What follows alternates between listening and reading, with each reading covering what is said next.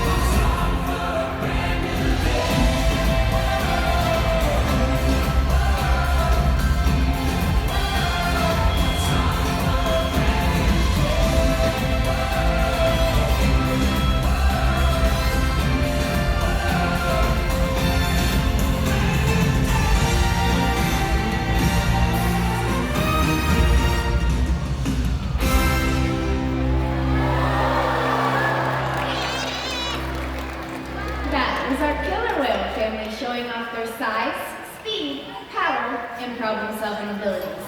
These behaviors keep our whales both active and engaged.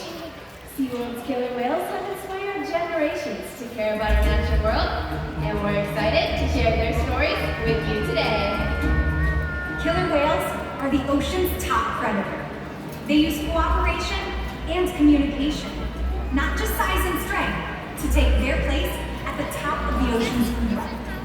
At the bottom are small animals, like krill. At the top, the apex predator, the killer whale.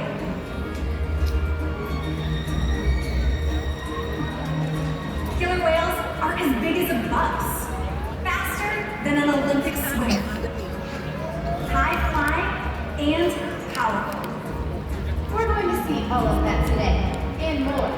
These and other behaviors provide an environment full of adventure. We spend days, weeks, months, and years building relationships with our whales. This creates trust, and that allows us to do some amazing things.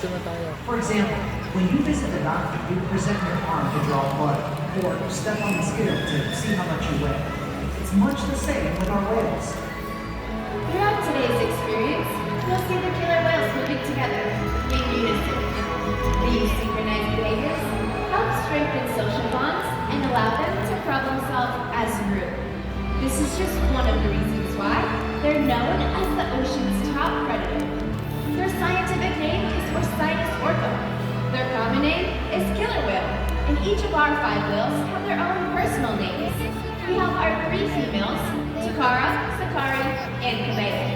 And then we have 2 males, Tuar, and joining us right here is Kayuki. Kamea is our youngest whale, at 9 years old. Her mother, Takara, is the oldest whale of our pod at 31 years old. Takara is also the matriarch of our pod, which just means she is the leader. These whales trust us and take an active role in their own health and well-being. Through the use of positive reinforcement training techniques, we're able to teach them husbandry or healthcare behaviors. Joining us at the slide outs today are trainers Casey and Kylan to help demonstrate some of these behaviors.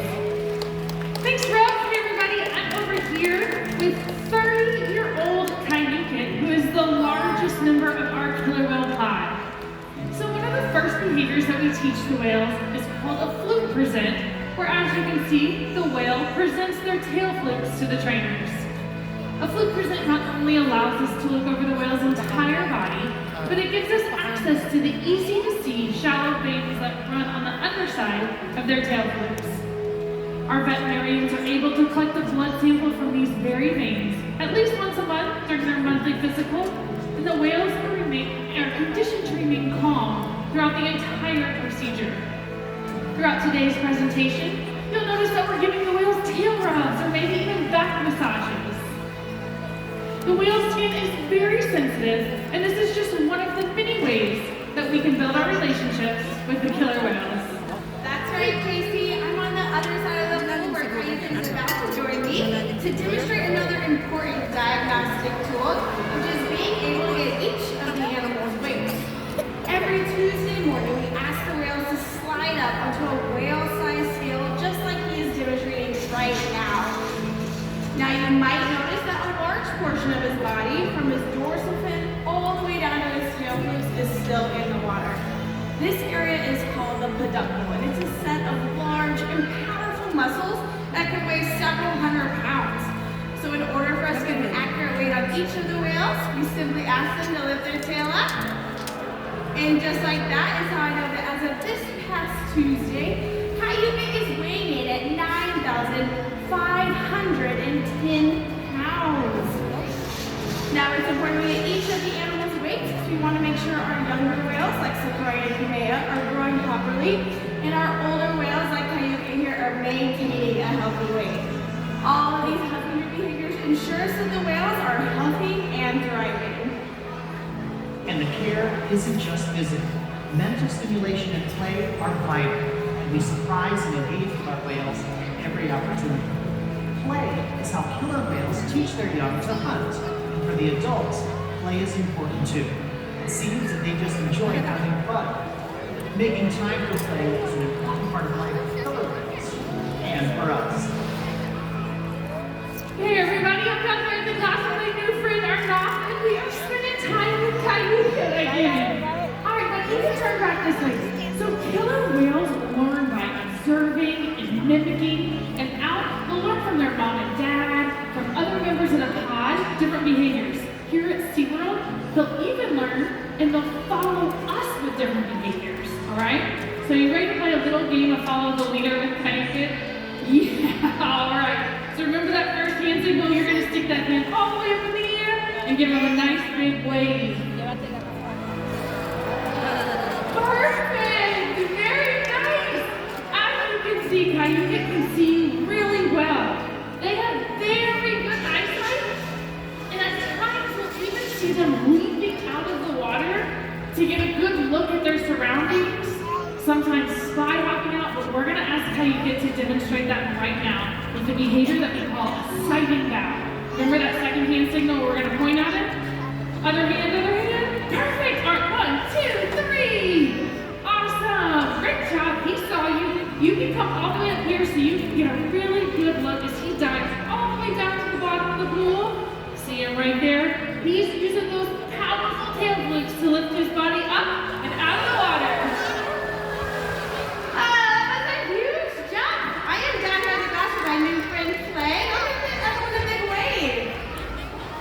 Alright, now Cayuga is joining us. We're going to talk a little bit more about how killer whales communicate. So they use vocalizations by moving their blowhole into different shapes and sizes to make all kinds of different sounds. So go ahead and give me that first hand signal so we can demonstrate that. Great job, Cayuga and Clay! Now they also communicate by slapping different body parts on the surface of the water. Go ahead and toss this fish up and over to him. Perfect. Scientists actually believe that sound waves travel 4.5 times faster in the water than in the air. So when a whale leaps out of the water and crashes on the surface, that sound can be heard for miles. Let's go ahead and give him that second hand signal. Great job. So he is going to take off similar to the jump that he did before, but this jump is actually called a breach. And this is another means of communication. It's going to sound a lot louder. Take a